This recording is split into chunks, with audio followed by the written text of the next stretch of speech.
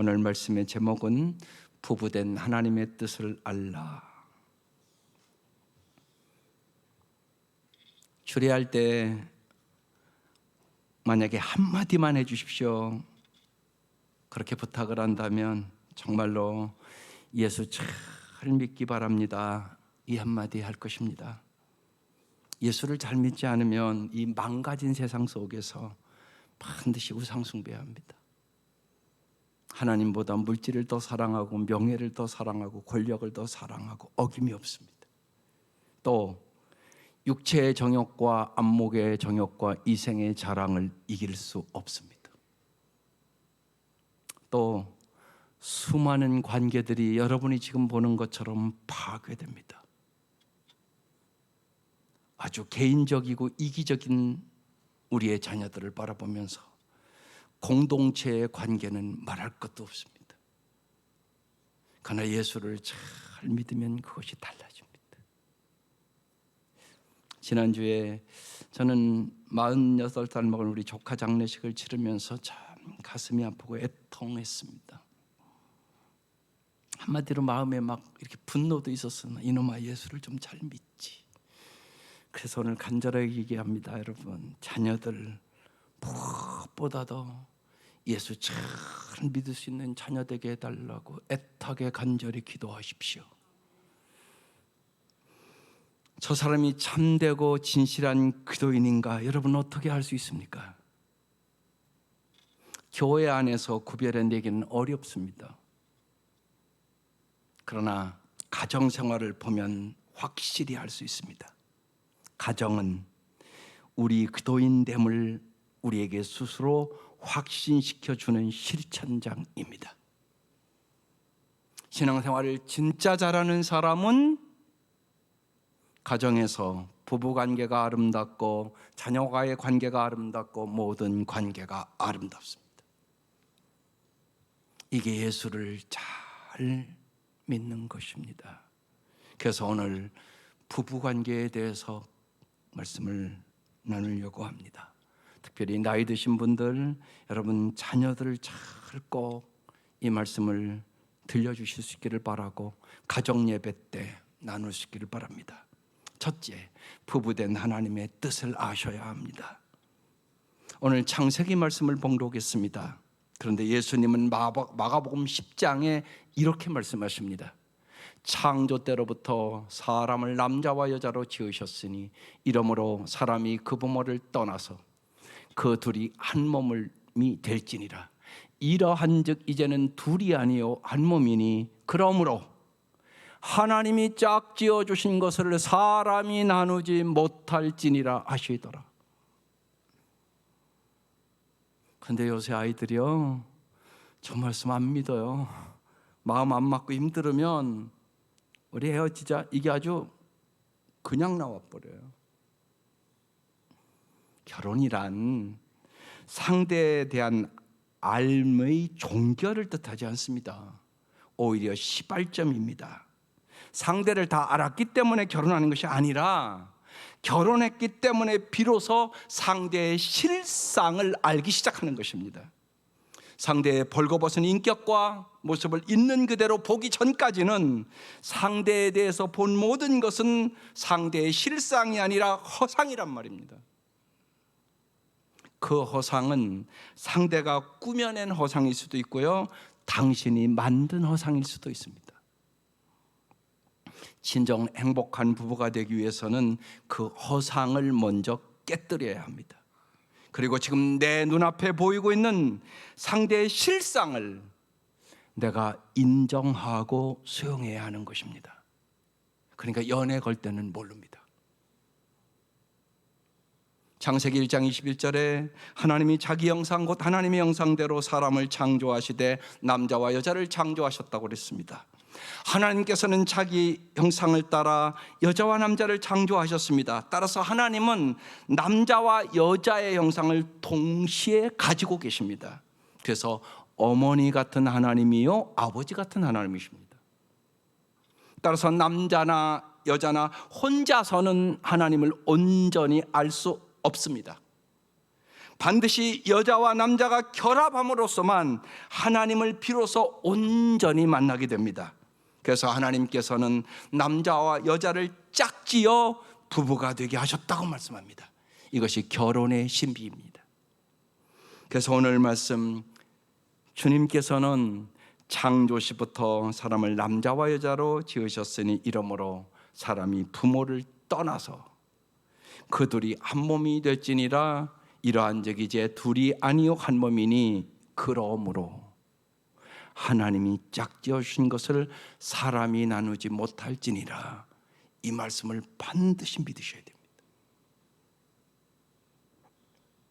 그렇지 않으면 여러분 가정 속에서도 부모의 말할 수 없는 아픔, 이혼들이 끊임없이 일어나게 될 것입니다. 모든 종류의 결혼 문제와 가족 문제의 근원을 거슬러 올라가 보면 부모를 떠나서 배우자와 연합하지 못하거나 또는 배우자와의 한 몸을 이루지 못한 데서 언제나 그 원인이 있습니다. 결혼해서 사는데 한 몸이 아닙니다. 오래 살았다고 되는 것도 아니올시다. 그게 현실입니다. 잘 생각해 보십시오. 성경적인 부부 관계는 깨어져서는 안 되는 한 몸이라고 말합니다. 영속적이고 우선적인 관계입니다. 부모와 자식의 관계는 한 몸이 아닌 2차적이고 일시적인 관계입니다. 따라서 부부 관계가 자녀의 관계보다 언제나 우선합니다. 그런데 한국 부모들은 아니오시다. 특별히 부부 관계가 안 좋은 가정은 아이들이 우선입니다. 그리고 아이들에게 아주 집착을 합니다. 그래서 아이들과의 관계도 결국 깨져버립니다. 그게 현실입니다. 그럼 한번 생각해 보십시다. 지금 배우자와 말할 수 없는 고통을 겪고 있는 분들이 있을 것입니다. 목사님, 피할 수 없는 이 상황을 어떻게 할까요? 제게 묻는다면 저는 이렇게 말씀드리고 싶습니다. 피할 수 없는 그 상황을, 그대 자신을 하나님의 형상으로 더욱 바로 바꾸는 기회로 삼으십시오. 그대가 정령 변화되었을 때 하나님께서 그대의 배우자를 책임져 주심을 믿으십시오. 그대가 훈계함으로써 그대의 배우자를 사람 만들 수 있다고 착각하지 마십시오. 그대의 훈계만으로는 그대의 몸으로 낳은 자기 자식도 바로 세울 수 없거늘 어찌 그 훈계가 이미 성인된 남의 자식을 바꿀 수 있겠습니까? 말도 안 되는 소리입니다. 먼저 당신이 당신을 사랑하시고 당신의 체질을 아시는 하나님께서 지금의 배우자를 주셨음을 깊이 깨닫고 자신을 하나님이 원하시는 모습으로 빚어 나갈 때 당신의 삶을 통로로 삼아 하나님께서 그대의 배우자를 책임져 주실 것입니다. 이것이 당신의 배우자와 한몸 되게 하신 하나님의 뜻입니다. 그래서 혹시나 너무나 어렵고 포기하고 싶은 분들 있을 겁니다. 이 자리에 먼저 여러분 자신이 정말로 내가 믿음의 사람으로, 하나님만 의지하는 사람으로, 내가 정말 사랑의 사람으로, 내가 정말 소망의 사람으로 빚어진다면 당신을 통하여 하나님의 놀라운 역사를 경험하게 될 것이고 당신이 정말로 축복의 통로가 될 것을 믿을 수 있기를 주의 이름으로 축원합니다. 두 번째, 남편들아 아내를 사랑하라는 말씀입니다. 오늘 2장 18절에 여호와 하나님이 이르시되 사람이 혼자 사는 것이 좋지 아니하니 내가 그를 위하여 돕는 배필을 지으시리라 말씀하십니다. 하나님께서는 여자와 남자를 돕는 배필로 지어주셨습니다. 이 의미는 남자는 여자의 도움 없이는 절대로 그 삶이 완성될 수 없다는 뜻입니다. 여자가 곁에서 도와줌으로 남자의 인생은 제대로 열매를 맺을 수 있다는 뜻입니다. 성경에 그런 예가 많이 나오는데 그중에서 성경에 빌라도 총독이 재판성에 앉았을 때 그 아내의 이야기가 나옵니다. 마태복음 27장에 무리가 모였을 때 빌라도가 그들에게 말하였다. 여러분은 내가 누구를 놓아주기를 바라봐요 그리스도라 하는 예수요. 빌라도는 그들이 시기하여 예수를 넘겨주었음을 알았던 것이다. 빌라도가 재판석에 앉아 있을 때 그의 아내가 사람을 보내어 말을 전하였다. 당신은 그 옳은 사람에게 아무 관여도 하지 마세요. 지난밤 꿈에 내가 그 사람 때문에 몹시 괴로웠어요. 빌라도는 아내의 말을 묵살하고 예수를 사형을 선고했습니다.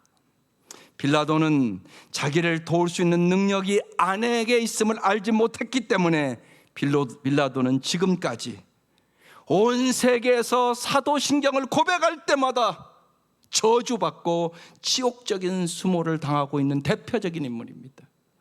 아내가 얘기하지 않습니까? 아내의 도움으로 남편의 인생은 비로소 완성됨을 여러분 잘 깨달으시기를 바랍니다. 한 분야에 정상을 차지한 사람들은 모두 다 아내의 도움을 겸손히 받았던 사람들입니다. 아내가 밥을 짓고 빨래를 하는 것도 훌륭한 도움입니다. 그러나 그런 도움은 반드시 아내가 아니라도 다른 사람 역시 줄 수 있습니다. 아내의 도움은 타고난 본능으로, 남편만을 향한 마음으로, 마름이 없는 사랑으로, 그리고 무엇보다도 믿는 아내는 하나님이 주시는 지혜로 남편을 돕습니다. 그래서 이 도움은 아내 이외의 사람으로부터는 그 누구로부터도 오지 않습니다.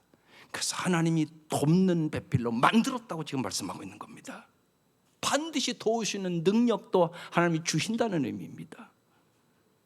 그러므로 무엇에 관하여든 꼭 아내와 대화를 나누시기 바랍니다.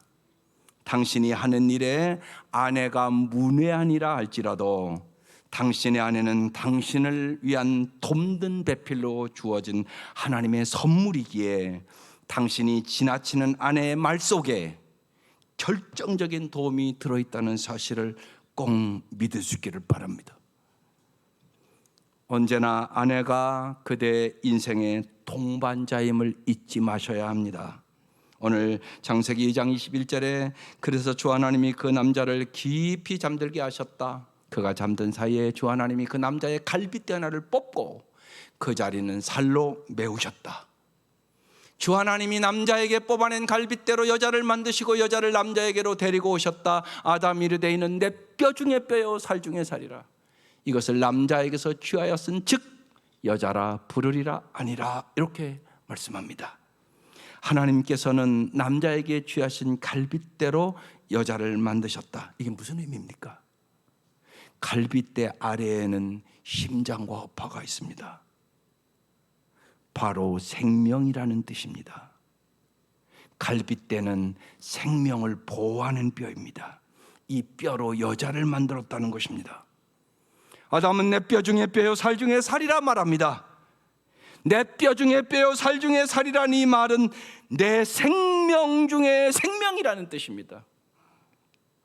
남자가 반드시 여자를 사랑해야 할 이유가 여기에 있습니다.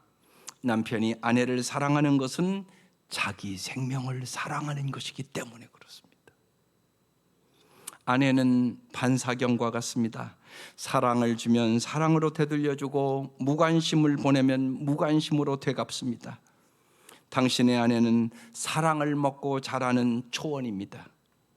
당신이 사랑의 단비를 쏟을 때 갖가지 꽃과 열매를 거두어내지만 그대가 무관심으로 일관할 때 마침내 황폐해져서 말라 비틀어지고 만다는 사실입니다.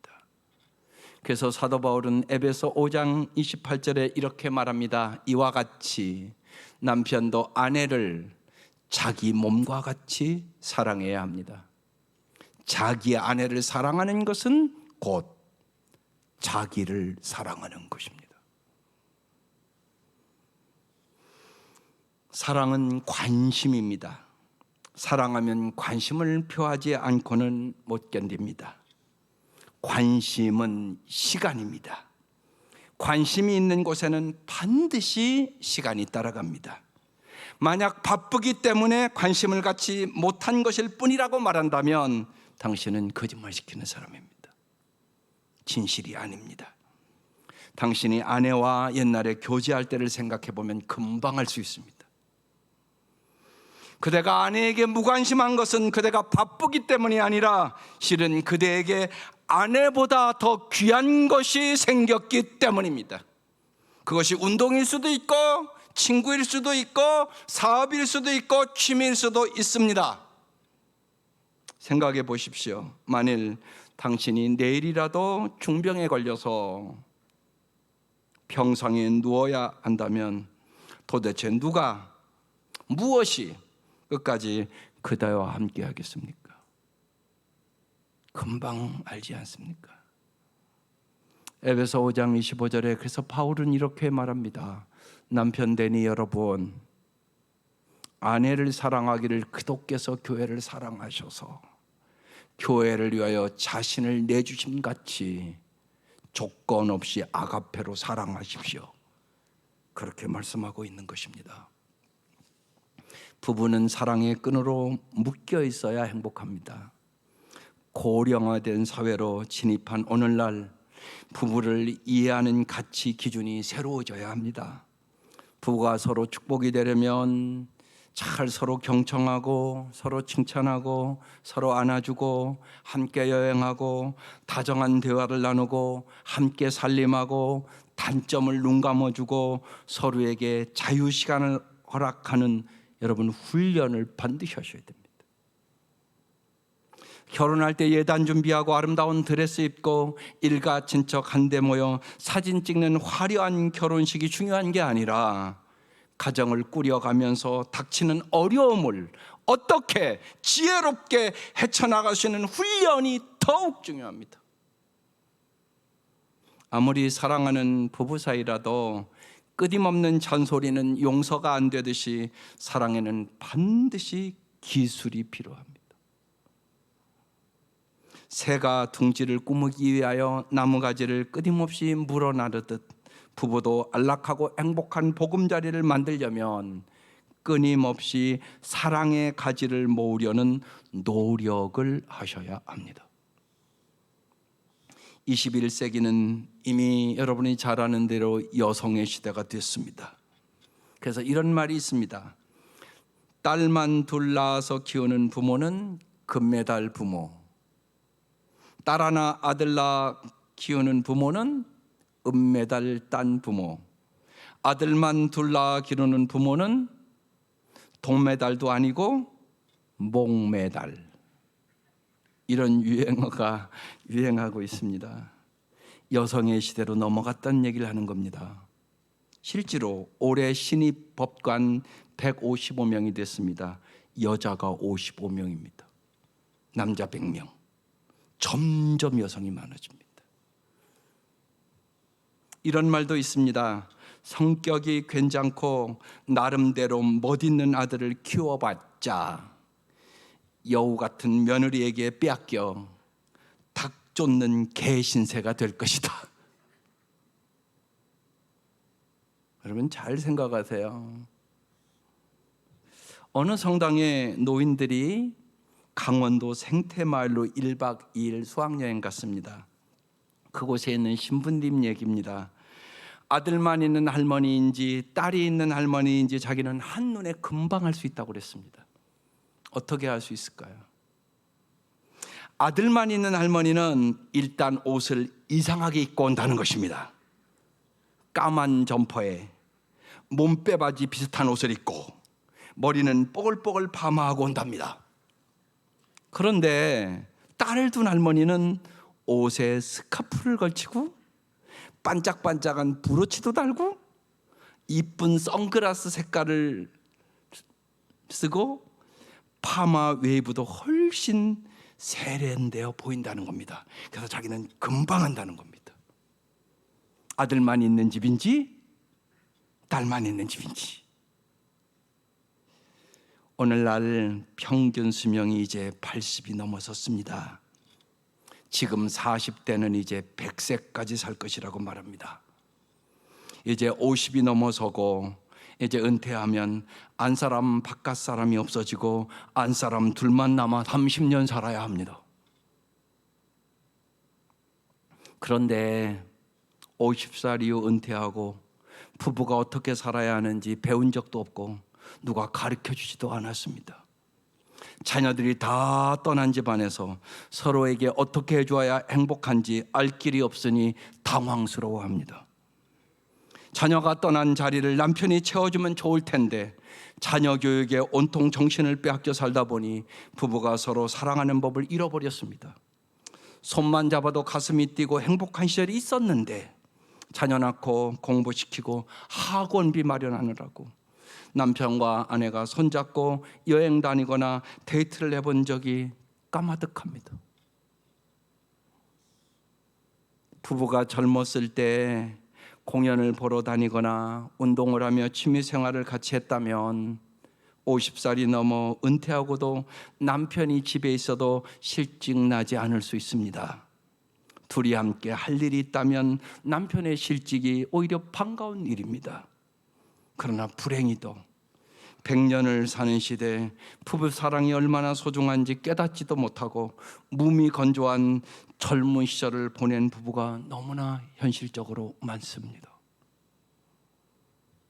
신혼 때부터 안사람 바깥사람 구분하지 말고 함께하는 시간을 많이 가져야 합니다. 요리도 같이 하고 단둘이 공원 산책도 다니고 함께 포장마차에 가서 데이트도 하고 영화도 보러 다니는 부부는 애인같이 늙어서 아름답게 갈 수 있습니다. 그래서 부부 훈련이 꼭 필요합니다. 사이가 좋지 않은 황혼 부부들도 요새 엄청나게 많습니다. 사이가 좋지 않은 황혼 부부들을 모아놓고 서로 사랑하는 법을 훈련했습니다. 이혼하겠다던 부부 가운데 85%가 신혼 때 그 기분으로 서로 사랑할 수 있게 되었다고 그랬습니다. 사랑하는 남편들이여, 아내 사랑하는 법을 지금부터라도 배우셔야 합니다. 그래야 여러분의 남은 인생이 아름다울 수 있기 때문에 그렇습니다. 세 번째, 아내들아, 말씀에 굳게 서서 남편의 돕는 배필이 되십시오. 오늘 창세기 2장 18절에 여호와 하나님이 이르시되 사람이 혼자 사는 것이 좋지 아니하니 내가 그를 위하여 돕는 배필을 지으리라고 말씀하셨습니다. 아내는 남편을 돕는 배필로 하나님이 창조하셨습니다. 그러므로 아내가 무엇으로 어떻게 돕느냐에 따라 남편의 인생이 달라지고 그 영향은 바로 아내 자신에게 미치게 됩니다. 아내가 먼저 하나님의 말씀으로 자신을 채우지 않으면 아내는 절대로 남편을 바로 도울 수는 없습니다. 왜냐하면 아내의 몸속에는 남편을 망친 하와의 피가 흐르고 있기 때문에 그렇습니다. 창세기 3장 6절에 여자가 그 나무를 본즉 먹음직도 하고 보암직도 하고 지혜롭게 할 만큼 탐스럽기도 한 나무인지라.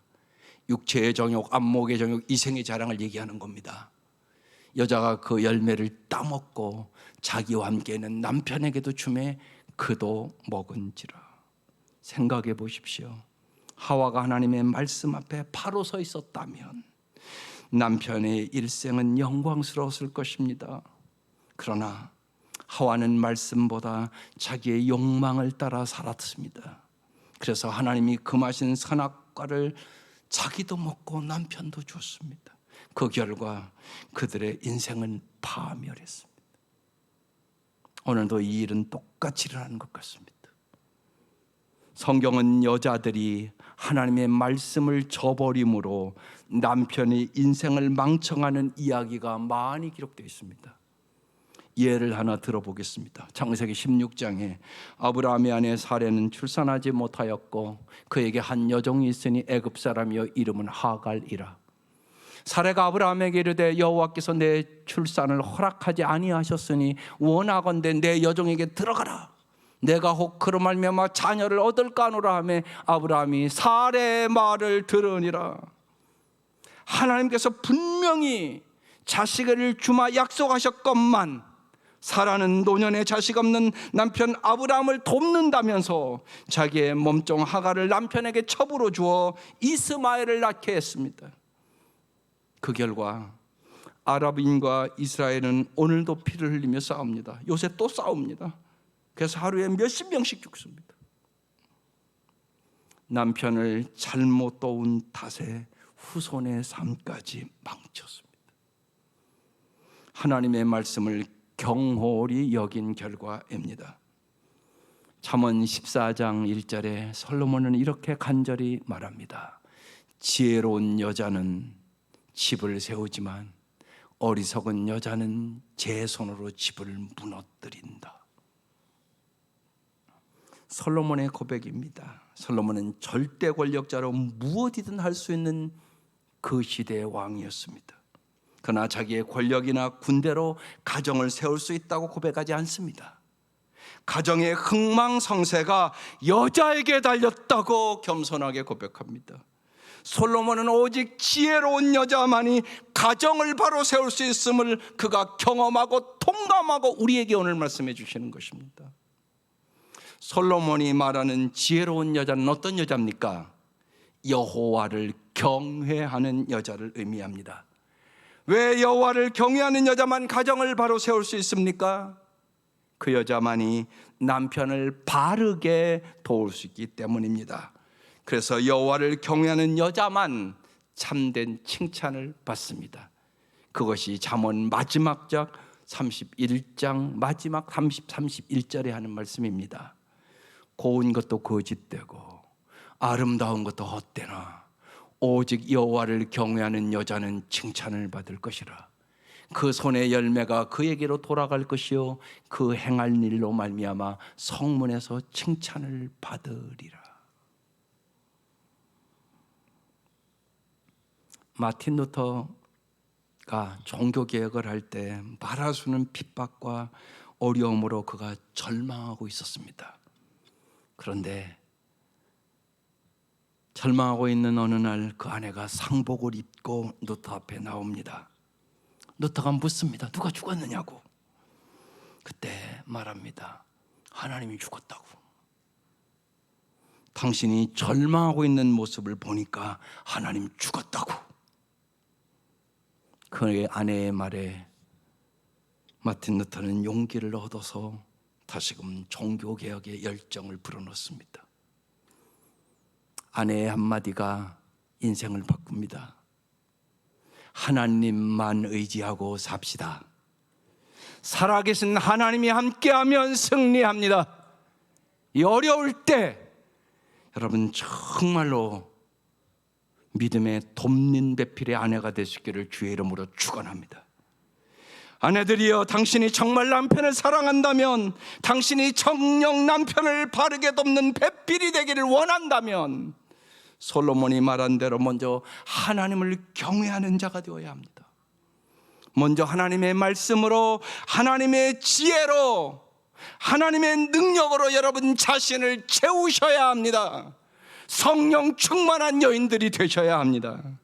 아내가 진리 안에서 먼저 바로 서야 남편은 한평생 충념하고 의로울 수 있고 언제나 정도를 걷는 진리의 사람으로 살아갈 수 있기 때문에 그렇습니다. 말씀 안에서 바로 서는 아내는 선악과를 따먹는 하와가 아니라 그리스도를 잉태하는 마리아가 될 수 있기 때문에 그렇습니다. 주여 말씀하시옵소서. 주의 계집종이니이다. 창세기 2장 8절을 깊이 마음에 기억하셔야 합니다. 여호와 하나님이 이르시되 사람이 혼자 사는 것이 좋지 아니하니 내가 그를 위하여 돕는 배필을 지으리라. 아내는 남편의 돕는 배필입니다. 그러므로 남편의 인생이 홀로 완성될 수 없듯이 아내의 인생 역시 남편의 도움으로, 남편의 인생 속에서 남편의 인생과 더불어 열매 맺게 되는 것입니다. 아내가 어떤 면에서 남편보다 능력도 뛰어나고 수입도 많을 수 있습니다. 그럴지라도 인생의 참된 결실은 남편의 인생과 더불어 거둘 수 있음을 잊지 마셔야 합니다. 남편을 도외시하고 소위 사회적으로 출세한 여성이 없는 것은 아닙니다. 그러나 깊이 들어가 보면 대개의 경우 가정적으로 행복하지 못합니다. 남녀를 불문하고 인간의 참된 행복은 자리 지킴에 있음을 잊지 마셔야 합니다. 하나님이 창조하신 여자를 아담이 오늘 본문에 처음 보고 뭐라고 말씀합니까? 이는 내 뼈 중에 뼈요 살 중에 살이라. 이것을 남자에게서 취하였은즉 여자라 부르리라 말씀합니다. 아담은 여자라 이름을 지었습니다. 여자란 단어 히브리어 이샤라는 의미는 여자인 동시에 아내다, 그런 의미입니다. 아담은 여자를 아내라고 부른 것입니다. 아담은 여자는 아내 되는 것이 하나님의 창조 섭리임을 바로 알았던 것입니다. 당신이 독신주의자라면 모르되 기혼자라면 당신의 참된 행복은 아내의 자리 지킴을 지키는 데 있음을 잊지 마셔야 합니다. 오늘날 사회는 능력 있는 여성의 사회 참여를 요구합니다. 당신의 재능을 사회를 위하여 마음껏 발휘하는 것 좋습니다. 그러나 어떤 경우에도 아내의 자리 지킴을 넘어서지는 마셔야 합니다. 아내의 자리를 지키면서 재능을 발휘하고 그 일을 잘 이루십시오. 그러면 남편과 더불어 행복은 나날이 살쪄갈 것이고 그 행복이야말로 자녀들에게 남겨줄 향기로운 유산이 될 것이기 때문에 그렇습니다. 그래서 바울은 우리에게 간절히 아내들에게 이렇게 에베소 5장에 말합니다. 아내되니 여러분 남편에게 하기를 주님께 순종하듯 하십시오. 그도께서 교회의 머리가 되신 것 같이 남편은 아내의 머리가 됩니다. 바로 그도께서는 몸의 구주이십니다. 오늘 세 가지 말씀을 나눴습니다. 부부된 하나님의 뜻을 잘 알고 특별히 남편 때문에 아내 때문에 너무나 힘든 분들 있습니다. 잘 주님만을 의지하면서 진짜 믿음의 사람으로, 사랑의 사람으로, 소망의 사람으로 훈련받는 시간이 될 수 있도록 기도하며 이길 수 있기를 바랍니다. 또한 정말 사랑하는 남편 여러분, 아내 사랑하는 것이 무엇인가를 깊이 깨닫고 여러분의 삶을 변화시킬 수 있기를 바랍니다. 아내 여러분, 말씀에 굳게 서서 날마다 성령의 충만함을 받아서 진실로 남편의 돕는 배필이 돼서 남편도 성공시키고 자녀도 성공시키는 복된 아내들 될 수 있기를 주의 이름으로 축원합니다. 기도드리겠습니다.